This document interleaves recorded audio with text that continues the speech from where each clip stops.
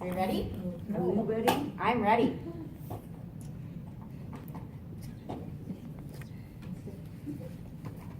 All right. I'm going to begin with the words of Stephen Covey with the end in mind, specifically your end. How long do you plan on living? This is important to know because if you don't know where you're going, how do you plan to get there? If you're planning on living to be 88, that's all well and good, but the average life expectancy is going up every year, and people are living to be over 104 every day.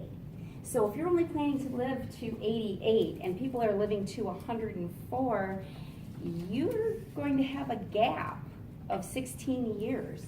What are you going to do with that 16 years? And I'm not talking about nursing home 104. I'm talking about living a sustainable, independent life until 104 or more. So where are you going? Are you planning on living to 88? Are you going to live hard and fast and die 2 days after retirement at 65 in 2 days? Where are you going? And what do you want that destination to look like? That is my goal for today, is to help you on the path of looking at, number one, where are you going in age? How long do you plan on living? And number two, giving you some resources to start planning and thinking along those lines. Sorry about the awesome AD. If you don't know where you're going, how are you going to get directions to get there? There's a difference in where you're going. This is Alice and the Cheshire Cat, and she's asking, which road should I take? And the Cheshire Cat says, where are you going? She says, I don't know. And the Cheshire Cat says, then any road will do. If you don't know where you're going, if you don't know how long you want to live, how are you going to plan for what that quality of life is going to be? I remember when I got my first professional job and I had a 401k, I was so excited because I was going to plan for retirement, right? And I had company contribution, and I'm sitting down with the financial advisor, and he's saying, well, you'll live to be 88. Most women live to be 88. You're going to outlive your husband by at least 2 years. And we're going to look at making your money last until at least 89, just in case you live a little bit longer. And you'll have about 20 good years, right? Because you're going to retire at 65, and you'll have 20 good years until about 85. And then those last 3 are going to be shady. So you better figure out if you have nursing home insurance, and if your kids like you enough to take care of you when you're older, or you get the special nursing home, you know, the state one. So I looked at it and I thought, geez, that sounds pretty crappy. I don't want to be in the nursing home. So I actually spoke to my daughter at that point, and she was probably about 7. And my grandmother had been in a state nursing home for about 14 years at that point. And I said to her, listen, hey, if I ever get that bad and you're going to put me in a nursing home, don't do it. Push me down the stairs, make sure I'm dead. I am not going to the nursing home, all right? Like, if I'm not going to make it out, I'm not talking about broke a hip, I'm going to rehab. If I have to live the rest of my days in that nursing home, there's going to be a feeding tube, and I don't know who's going to be there. Swear to God, push me down the stairs, make sure I'm dead. Because if you don't, I will come back and haunt you. So that's our agreement.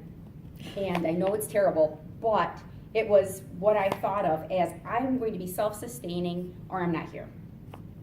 That's it.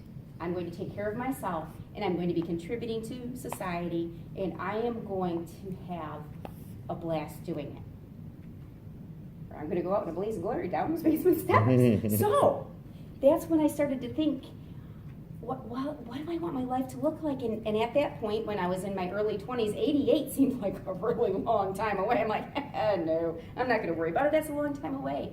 But now that I'm 43, oh no, I'm halfway there.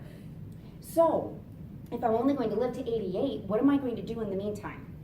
And how am I going to make it there without a knee replacement? I want the same knees. I want like my original parts. I don't want some aftermarket parts put in, okay? I want to be resilient, and I want to be traveling, and I want to be seeing the world and showing my children how to live an extraordinary life, not talking to them about how I now have to move in with them and hopefully get an actual room and not sleep under the stairs like Harry Potter.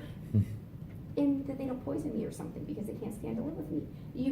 These are all real things to worry about if you don't have a plan and you don't know where you're going. When I was 25, and my ex-father-in-law purchased nursing home insurance, his kids were so mad. Well, we'll take care of you. We love you. We'll take care of you. He's like, no. I'll be taking care of myself. Thank you very much. He wanted to make the choices for his life. And at 25, I'm thinking to myself, why is this a big deal? Your kids would take care of you. However, it is a big deal. Now that I'm getting closer to that age and I'm thinking, I don't want my kids to take care of me. I want to have choices. So where are you going? And once you know where you want to go, if you want to live to be 100, your decisions determine your direction. It's an apple a day keeps the doctor away. It's not a Hershey bar a day. So if you've been making bad choices about what you're putting into your body, how much exercise that you're getting, and how you're dealing with mindfulness and spirituality, I know you're laughing at me. It's not, I was laughing to myself, it's like, and it's not a six-pack a day either, right? So if looking at it and saying, if I want to get to be 100, I have to make some tough choices about my lifestyle.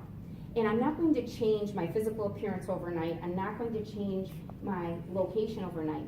But I can change my direction in an instant by deciding what I'm going to do and how I'm going to do it. Makes me a lot of fun parties too. So I'm going to give you a couple of resources. One thing I was looking at is where do you want to go?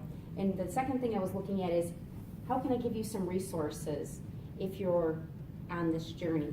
One of the resources that I have is a seminar that I'm participating with Dr. Frank Genio on the 20th of February at not the convention center, at the chamber office. And it's looking at retirement.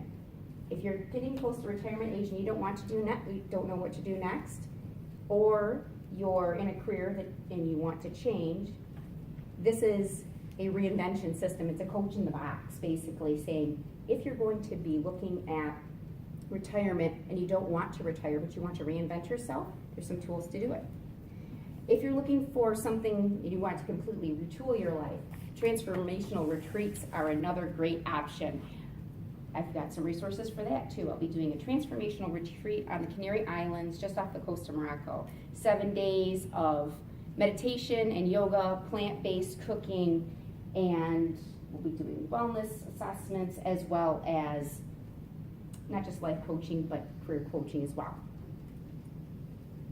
If all you can spare is a day, I'll be doing a seminar in October at the Convention Center, going over an abbreviated version of that. We're going to be looking at how to balance your life in a holistic way. So my goals for today were 1, to get you thinking about where you're going, and 2, give you a couple resources for getting there. Thank you.